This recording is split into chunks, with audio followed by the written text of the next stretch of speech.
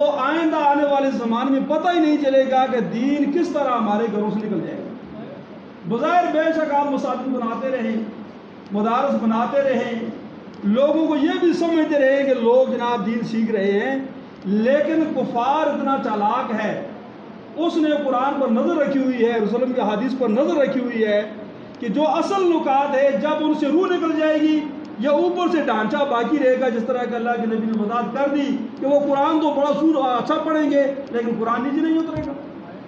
اور فرمایا دین سے ایسے نکل جائیں گے وہ لوگ کہ جیسا کہ کمان سے تیر نکل جاتا۔ تو وہ جنازے کے اندر میں نے جس بات کی طرف اشارہ کیا تھا، یہ اس کی تمہید تو بڑی لمبی ہے، لیکن موجودہ حالات میں ہماری یہ جو اسمبلیاں ہوتی ہیں، جس طرح قومی اسمبلی ہے، صوبائی اسمبلی ہے، سینٹ ہے، ہم جو نمائندے بھیجتے ہیں، ہم ایسے بدبخت لوگ ہیں، ہم یہ سمجھتے ہیں کہ یہ صرف ہماری بجلی یا روڈ یا پانی کا مسئلہ، جبکہ پانی، بجلی یا روڈ یا انسان کی جتنی بھی ضروریات ہیں، وہ مسلمان تو دور کی بات ہے، غیر مسلم کی بھی حکومت ہو، کافر کی بھی حکومت ہو، تو وقت کی حکومت کی یہ ذمہ داری ہے کہ وہ اپنے عوام کے مسائل کو پورا کرے۔ لیکن یہ اسمبلی کے اندر جا کر قانون بنائے جاتے ہیں، نظام کو چلانے کے لیے قانون مرتب کیے جاتے ہیں،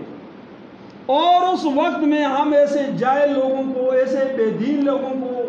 ایسے ناقبت لوگوں کو قوم کی بنیاد پر، جماعتوں کی بنیاد پر، فرقوں کی بنیاد پر، اپنے مفادات کی بنیاد پر بھیجتے ہیں، پھر وہ وہاں جا کر قرآن کے ساتھ مذاکرہ کرتے ہیں۔ تو اسمبلی کے اندر یہ بل پیش کیا گیا جس کا نام انگریزی کے اندر ٹرانسجنڈر بل ہے۔ اس کا آسان مفہوم یہ، آپ اپنا اس کا ادھیکار نکالیں، کوئی آدمی بھی، مرد ہو یا عورت ہو، اس میں لکھا ہوا ہوتا ہے نام، جس کو فلاں نام ہے، نیچے اس کے والد کا نام یا شوہر کا نام، نیچے لکھا ہوا ہوتا ہے کہ جنس سے مراد یہ ہے کہ آیا یہ مرد ہے یا عورت ہے۔ اب وہ بل جو اسمبلی کے اندر پاس ہوا ہے، اس بل کے اندر یہ بات موجود ہے کہ ایک مرد اگر شناختی کارڈ بناتے وقت یہ لکھ دے کہ میں عورت ہوں، تو نادرا اس پر اعتراض نہیں کر سکتا، وہ اپنے آپ کو مرد عورت بتا رہا ہے، وہاں پر وہ عورت لکھا جائے۔ یا کوئی عورت اپنے آپ کو مرد لکھانا چاہتی ہے تو اس کو حکومت وقت جو ہے نادرا یہ مجبور نہیں کر سکتا کہ تو عورت ہے، وہ اپنے آپ کو مرد لکھا لے گی۔ تو یہ بل جو ہے یہ بالکل قرآن کے صریحاً متصادم ہے، کیونکہ قرآن نے جس طرح مرد اور عورت کے نکاح کو جائز قرار دیا ہے، اب مرد کا نکاح مرد کے ساتھ نہیں ہو سکتا، عورت کا نکاح عورت کے ساتھ نہیں ہو سکتا، لیکن اس بل سے یہ تمام بے حیائی جنم لے گی۔ اس طرح قرآن نے مرد کیسا جو مقرر کیا ہے قرآن کے اندر وہ اور ہے، عورت کیسا اور ہے، لیکن اس بل کے نتیجے میں جو ہے قرآن کی اس آیت کے ساتھ بھی مذاق ہوگا، اور آگے اس کے ساتھ بہت سی اور باتیں نکلی گئی۔ اس لیے اللہ کے رسول صلی اللہ علیہ وآلہ وسلم نے یہ فرمایا تھا کہ تمہارے اندر سے اگر حیا نکل جائے، فرمایا تمہارا جی جو چاہے پھر وہ کرے۔ تو غیر مسلم نے مسلمانوں کے اندر سے رفتہ رفتہ مختلف سازش کے ذریعے سے حیا کو ختم کر دیا۔ مشرف دور کے اندر ایک بل پاس ہوا تھا جس کا نام تھا حقوق نسواں بل، اور اس بل کے نتیجے میں عورتوں کو، نوجوان بچیوں کو اور بچوں کو اکٹھا یعنی ایک میدان کے اندر دوڑ کے لیے چھوڑا تھا جس کو میراتھن ریس کہا جاتا تھا۔ اس وقت کے بھی علماء حق نے اور ایسے لوگوں نے جو قرآن کو قرآن سمجھتے تھے مخالفت کی تھی، اور آج جو ہے یہ بل جو ہے وہ یعنی پیش کر دیا گیا ہے۔ چند ایک لوگوں نے اس کی مخالفت کی اور اس کا متعلق انہوں نے شرعی عدالت میں دائر کر دیا ریٹ کے اس بل کو قبول نہیں کیا جائے کہ یہ قرآن و سنت کے مخالف ہے۔ لیکن سوال یہ ہے کہ جن لوگوں نے اس بات کو آپ یاد رکھیں، قبر، حشر اور آخرت کے اندر نہ کوئی قوم کام آئے گی، نہ کوئی پارٹی کام آئے گی، نہ کوئی فرقہ کام آئے گی، وہاں پر کام آنے والی چیز اللہ کی ذات ہے، اس کے نبی کی ذات ہے اور اللہ کا قرآن ہے۔ لہٰذا ان قوموں سے، ان فرقوں سے، ان جماعتوں سے بالا تر ہو کر اپنی آخرت کی فکر کرے اور اپنی آنے والی نسلوں کی فکر کرے اور اللہ کے ساتھ وفا کرے، اللہ کے رسول کے ساتھ وفا کرے، قرآن کے ساتھ وفا کرے۔ اگر یہ نہیں ہوگا تو جس وقت مشرف نے اس بل کو پاس کیا اور رفتہ رفتہ پھر بے حیائی کا، یعنی وہ 10-12 سال کے اندر یہ نتیجہ نکلا، آج انہوں نے یہ بل پاس کیا اور آگے کیا نتیجہ نکلے گا؟ اس میں چند ایک مذہبی لوگوں کو چھوڑ کر، خواہ وہ کاف ہے، خواہ وہ نون لیگ ہے، خواہ وہ پی ٹی آئی ہے، خواہ کوئی اور ہے، وہ ہر وہ آدمی کے جو دین کا دائی نہیں ہے وہ سارے اس کے اندر برابر کے شریک ہیں۔ لہٰذا مجھے تو اس قوم پر بڑا دکھ آتا ہے کہ فیس بک پر وہ سیکولر جماعت والے لوگ لکھتے ہیں کہ بھئی جس نے یہ بل بنایا، جس نے یہ بل پیش کیا، جو اس بل کو منظور کرے گا ان سب کو اللہ نیست و نابود کرے، اور اللہ تمہیں نیست و نابود کیوں نہ کرے جنہوں نے ان جماعتوں کو اس قابل بنایا۔ یہ ایسی بے وقوف قوم ہے کہ خود ہی کام کر کے خود ہی جو ہے وہ اس کو اپنے آپ کو بدعا دیتی ہے۔ بھائی وہ کوئی جماعت، کوئی سیاسی پارٹی، کوئی ایم این اے، کوئی ایم پی اے، کوئی سینیٹر عوام کے بغیر کیسے اس کو قوت حاصل ہو سکتی ہے؟ جب تم ان کو قوت فراہم کر رہے ہوتے ہو اس وقت تمہیں قرآن بھول جاتا ہے، حدیث بھول جاتی ہے، اللہ کے نبی کی ذات بھول جاتی ہے، تم اپنی باتوں کو، اپنی قوموں کو، اپنے علاقوں کو، اپنے فرقوں کو مد نظر رکھتے ہو، اس کا نتیجہ تو یہی نکلے گا۔ اس لیے یہ کوئی مذاق نہیں ہے، یہ کوئی کھیل نہیں ہے۔ تو اللہ تبارک و تعالیٰ نے سورہ نساء کی آیت جو میں نے آپ کے سامنے پڑھی، اور یہ جو بڑے بڑے اسمبلیوں کے اندر بیٹھے ہوئے جو بظاہر کلمہ پڑھتے ہیں، ہم بھی کلمہ پڑھتے ہیں، وہ اپنے آپ کو مسلمان کہلاتے ہیں، ان کو یہ خیال کیوں نہیں آتا؟ اللہ تبارک و تعالیٰ نے قرآن اس لیے بھیجا، اللہ تبارک و تعالیٰ ہر انسان کے دل کی بات کو جانتے ہیں، خواہ وہ کروڑ سال اور گزرنے بعد میں آدمی جو پیدا ہوگا، اللہ تبارک و تعالیٰ اس کے حالات کو بھی جانتے ہیں۔ اس لیے اللہ تبارک و تعالیٰ قرآن نے کہا الذین یتخذون الکافرین اولیاء من دون المؤمنین،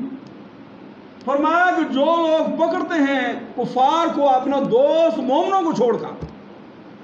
یہ جو ہماری جماعتیں بنی ہوئی ہے، یہ جماعتیں ویسی نہیں بنی ہوئی، یہ یہود، نصارہ، کفار، ان کے اشاروں پر بنی ہوئی اور یہ ان کا کام کرتے ہیں۔ تو قرآن نے یہ کہا کہ الذین یتخذون الکافرین اولیاء من دون المؤمنین، جو شخص بھی مومنوں کو چھوڑ کر کفار کو اپنا دوست بناتا ہے۔ دوسری جگہ پر فرمایا یا ایھا الذین آمنوا لا تتخذوا اليہود والنصارى اولیاء، اے ایمان والو تم کفار اور نصاروں کا اپنا دوست نہ بناؤ۔ ہم یہاں پر کوئی مولوی بنا ہوا ہے، کوئی پرس بنا ہوا ہے، کوئی عاشق رسول بنا ہوا ہے، کوئی کیا کرتا ہے، لیکن ان کی محبتیں جو ہیں وہ اللہ کے ساتھ نہیں ہے، اللہ کے رسول کے ساتھ نہیں ہے، وہ کسی کی خان کے ساتھ ہے، کسی کی میاں کے ساتھ ہے، کسی کے کسی چودھری کے ساتھ ہے، کسی کی کسی شاہ کے ساتھ ہے۔ اور بھائی وہاں پر تم نے اس کو اپنا معیار بناؤ، جو اللہ کا وفادار ہے، اللہ کے رسول کا وفادار ہے، قرآن کا وفادار، اس کے ساتھ وفا کرو۔ لیکن ہم نے اپنے دلوں کے اندر یہ بت اٹھائے ہوئے، تو فرمایا کہ اے ایمان والو تم یہود اور نصاروں کا اپنا دوست نہ بناؤ۔ تو انہوں نے تو دوست بنانا ہی ہے۔ پھر آگے قرآن نے اس کی نفسیات بیان کی کہ کلمہ پڑھنے کے باوجود وہ کفار کا اور یہود اور نصارہ دوست بناتا کیا ہوا؟ قرآن نے کہا اَیَبْتَغُونَ عِندَهُمُ الْعِزَّةَ، کیا وہ ان کے پاس عزت چاہتے ہیں؟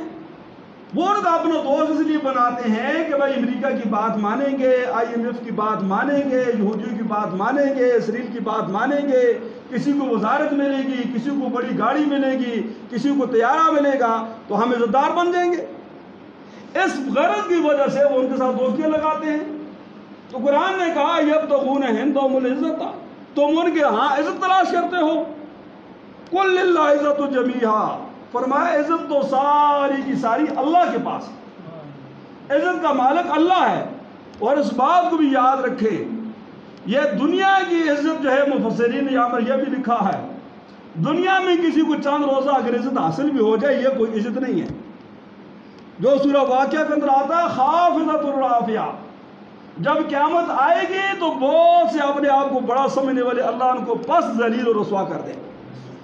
اور جو دنیا کے اندر عاجز سمجھے جاتے تھے اللہ ان کو عزتدار بنا دے۔ اس لیے فرمایا کہ عزت جو ہے وہ تو اللہ کے لیے ہے۔ اور سورہ منافقون کے اندر فرمایا اگر عزت چاہتے ہو تو وہ یہود و نصارہ کے ساتھ دوستیوں سے نہیں ہے. وَلِلَّهِ الْعِزَّةُ وَلِرَسُولِهِ وَلِلْمُؤْمِنِينَ، عزت اللہ کے لیے ہے،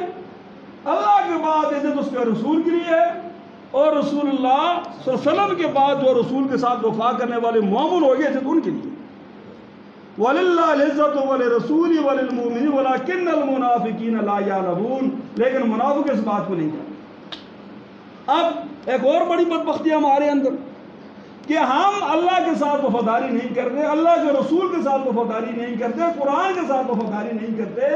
ہمارے ذہنوں کے اندر محبت کے ایسے بت بیٹھے ہوئے ہیں. کوئی آدمی اپنی جماعت کا دفاع کر رہا ہے، کوئی آدمی اپنے جماعت کی قائد کا دفاع کر رہا ہے، کوئی آدمی اپنے قوم کا دفاع کر رہا ہے. اور بدبختوں تم ان ساری باتوں کو چھوڑ کر معیار تم کتاب اللہ اور سنت رسولوں کا کیوں نہیں بناتے؟ جو ان کا وفادار ہے وہ تم اس کے ساتھ وفاداری کرو، جو ان کا دشمن ہے وہ کوئی بھی ہو اس کو تم اپنا دشمن خیال کرو. تو پھر قرآن نے آگے یہ کہا، فرمایا وَقَدْ نَزَّلَ عَلَيْكُمْ فِي الْكِتَابِ، فرمایا کہ اللہ تبارک و تعالیٰ نازل کر چکا ہے اس کتاب کے طرف، آن اذا سمیتم آیات اللہ یکفر بہا، فرمایا جب تم سنو کہ میری آیات کے ساتھ کفر کیا جا رہا،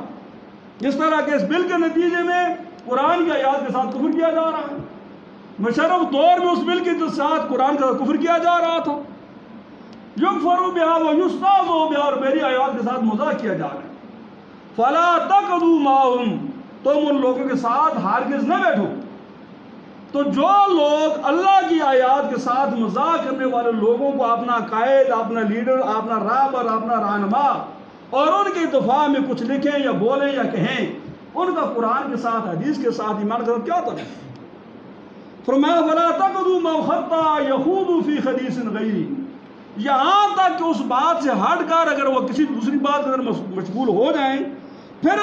اگر تمہاری ضرورت ہے، مجبوری ہے، کچھ ان کے ساتھ تم بیٹھ سکتے ہو. لیکن جب تک وہ قرآن کے ساتھ اس کے آیات کے ساتھ مذاق کر رہے ہیں، ان کو میت بالکل اختیار نہ کرو. فرمایا اگر تم ایسا نہیں کرو گے، ان کا ساتھ نہیں چھوڑو گے، انکم اذا مثلہم، پھر تم بھی انہی جیسے. جو آج یہ بل جو پاس ہوا ہے، جو قومی صوبائی یا سینٹ کے جن جن جماعتوں کے لوگ ان کا ساتھ دے رہے ہیں، ان کے حق میں بات کر رہے ہیں قرآن کی روشنی میں، انکم اذا مثلہم کو بالکل نہیں بتا رہا. پھر قرآن نے آگے کہا، کیا کہا؟ ان اللہ جامع المنافقین والکافرین فی جہنم جمیعا. وہ یہود اور نصارہ تو کافر ہیں، وہ تو کلمے کا نبی کا اقرار ہی نہیں کرتے. تم جو زبان سے اقرار کرتے ہو تم منافق ہو. تم وہ کافر جو قرآن کی آیات کے ساتھ مذاق کر رہے ہیں، تم ان کی باتوں پر لبیک کہتے ہو. فرمایا انکم اذا مثلہم ان اللہ جامع المنافقین والکافرین فی جہنم جمیعا. اللہ تبارک و تعالیٰ ایسے کافروں کو بھی اور ایسا بظاہر کلمہ پڑھنے والے مسلمان منافقوں کو بھی جو اپنے آپ کو مسلمان سمجھتے ہیں لیکن اللہ کے نزدیک وہ منافق ہے، فرمایا جنت میں انہیں اکٹھا کرے.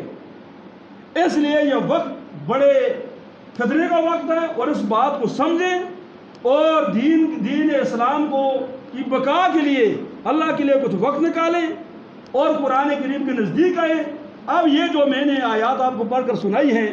یہ کوئی آج میں نے تو نہیں بنائی، یہ تو 1400 سال پہلے اللہ تبارک و تعالیٰ کا کلام ہے، اللہ نے اپنے نبی پر اتارا ہے. لیکن ہمیں اس کا پتہ ہوگا تو ہم کوئی راستہ اختیار کریں گے، اگر نہیں پتہ ہوگا تو اس طرح قرآن کہتا ہے یاکلون کما تاکل الانعام. فرمایا ان کی زندگی کا مقصد کھانا پینا ہے جس طرح کے جانور کھاتا اور پیتا ہے، افزائش نسل بھی کرتا ہے. کیا ہماری زندگی کے بعد یہی مقصد ہے کہ بھائی کھائیں پیئیں اور شادی کریں اور بچے پیدا کریں اور مکان بنائیں اور چلے جائیں؟ اس لیے قرآن کریم کے نزدیک لگو، قرآن کو سمجھو، قرآن کو پڑھو اور یہ منافقین کے چنگل سے جو ہے چھٹکارا حاصل کرے. اللہ تبارک و تعالی ہم تمام مسلمانوں کو سمجھ کی عمل کی توفیق نصیب فرمائے. وما علینا الا البلاغ.